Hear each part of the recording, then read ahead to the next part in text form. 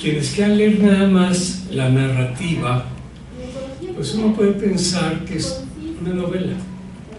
Una novela porque existe Alexis, y lo que comparte Alexis es real.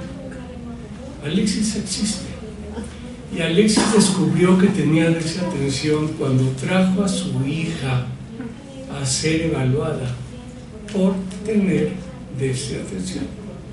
Y entonces dijo: ah, caray, si ella tiene déficit de atención, quiere decir que yo también tengo déficit de atención, excepto la discrepancia en las edades. Pero Alexis tuvo la gran ventaja, fueron varias ventajas, pero una de esas ventajas fue que su déficit de atención, y voy a repetir lo que se ha dicho aquí, que no es válido sin H. No existe el TDA sin H. Y aclarando, psiquiátricamente hablando, de acuerdo a los manuales de clasificación, y aquí se explica en el libro muy bien, puede haber predominantemente inatento, predominantemente hiperactivo, impulsivo, o una combinación de ambos. Entonces, quien es predominantemente inatento es Alexis. Y Alexis tuvo dentro de las virtudes esa virtud, además de otras virtudes que se explican perfectamente, que yo no voy a explicárselas para que lean ustedes el libro. Es muy interesante esa parte, pero desde ese punto de vista lo que entendemos es que él se autodiagnostica a partir de otro caso que no era predominantemente inatento, que tenía esos datos más datos de hiperactividad, de impulsividad. Y quiero aclarar que los manuales dicen que hay o inatención o hiperactividad y o impulsividad. No es cierto. Puede haber impulsividad sin hiperactividad y puede haber hiperactividad sin impulsividad. Algo que los que elaboran los manuales tendrán que corregir, como en los últimos manuales ya se corrigió un concepto que no existía anteriormente, el concepto de severidad. Nunca se había considerado que había grados de severidad en el TDAH. Y entonces pues, la gente dice: ay, pues tiene TDA. Como en Chile y otra, ¿no? Como si fuera lo mismo. Pero una de las grandes diferencias está plasmada en la severidad, el grado de severidad, que hace que haya quien pueda aprender a gobernar lo ingobernable, y hay quien no va a poder aprender a gobernar lo ingobernable. Y va a depender de esto y de factores emocionales también. El doctor Gutiérrez cita a Galileo Galilei. Bueno, yo también me voy a la prehistoria y voy a citar a Hipócrates. En el libro se aclara, en la parte de la historia de los diagnósticos de TDA, la primera persona que lo menciona ya como literatura médica es Hipócrates, 400 años antes de Cristo. Y él ya describe a niños con estas características. Está interesante, porque hay quien dice: no, eso es nuevo, esto se lo acaban de inventar, esto no existía, y son para poder medicar, etc. No, no es cierto. Y hay una narrativa histórica que es fascinante, y en la portada hay unas escenas de un libro que escribió un pediatra de un personaje que quienes de ustedes recuerden, porque creo que ya en la actualidad no está muy presente, un personaje de tira cómica que se llama Daniel el Travieso. Bueno, de ahí se inspiró el autor de Daniel el Travieso, y es exactamente Daniel el Travieso. ¿Okay?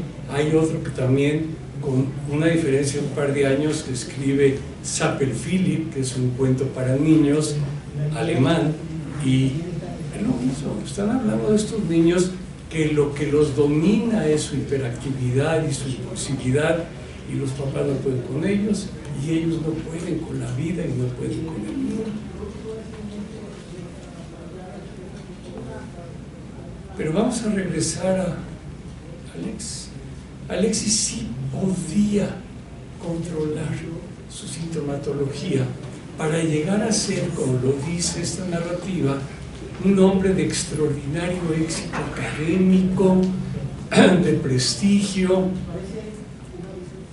y nos brinda a él las estrategias con las que él se pudo manejar en esta biodiversidad. Y le costó mucho trabajo, pero ese ímpetu que él tenía, esa necesidad de ser exitoso y una salud mental que lo impulsó, logró todos los méritos y todos los éxitos.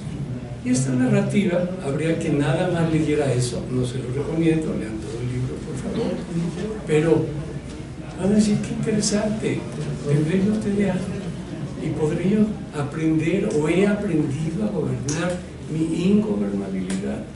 Quizás sí, quizás no. Pero menciono esto y es muy importante porque una de las grandes controversias gira alrededor del ¿los vamos a medicar o no los vamos a medicar a estos niños? Y de hecho también a los adultos. Es interesante los adultos porque un grupo de padres cuestionaron una de las teorías erróneas que existían en el pasado y que era que el TDA se cura solo en la adolescencia y que nadie después de la adolescencia va a tener TDA. Y hoy sabemos perfectamente bien, y si no pregúntenle a Alexis, claro que sí, y como lo menciona una de las referencias que existen en el libro, el doctor Bartley, es un trastorno del neurodesarrollo. Este es todo un concepto muy nuevo que nos permite categorizar ahora varios trastornos dentro de este rubro.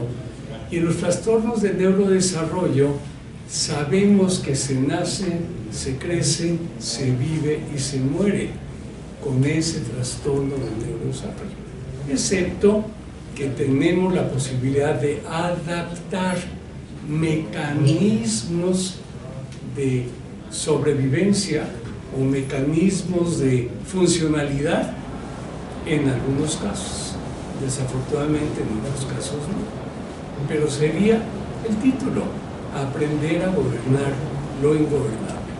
Y entonces en estos casos sí logramos definitivamente poder manejar la vida.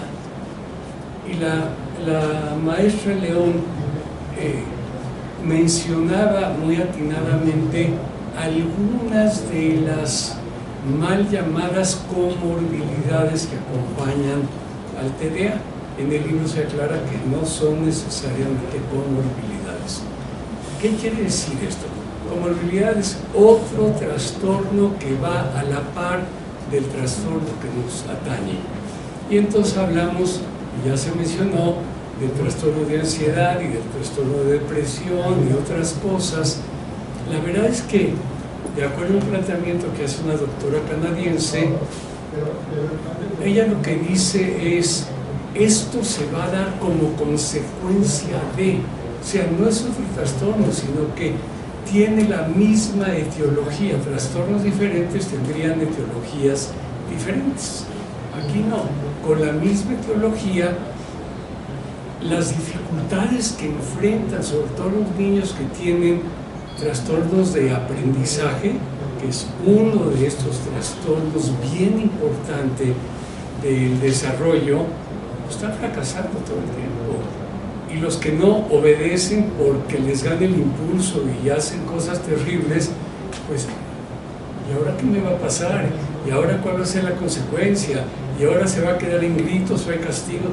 Y entonces eso trae ese trastorno de ansiedad y la depresión porque no me puedo relacionar con compañeritos. Todo esto queda plasmado en este libro.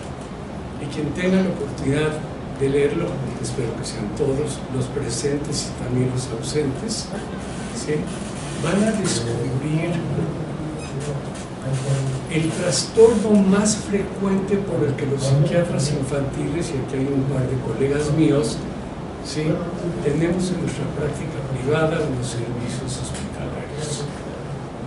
Niños con TDA ocupan por mucho la mayoría de las consultas en el Hospital Psiquiátrico Infantil de la Ciudad de México, que es donde yo doy mis clases, pero también en cualquier consultorio privado o público.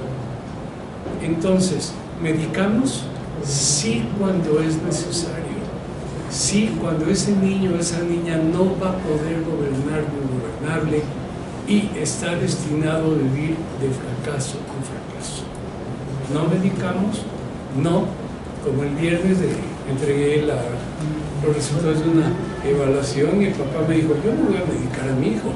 Y si usted va a querer trabajar con los otros trastornos asociados, me lo llevo a otro lado, pero no lo voy a medicar. Le digo, la decisión es de los papás. Y me vi muy mal. Y no le pedí una disculpa. Digo, si le quiere dar la madre a su hijo, pues denle la madre a su hijo. Es lo bueno de la edad. No fue tan feo. A final de cuentas, esto es lo que el libro presenta, esto es lo que el libro ofrece, y tenemos ahí unos minutos para si hay preguntas con mucho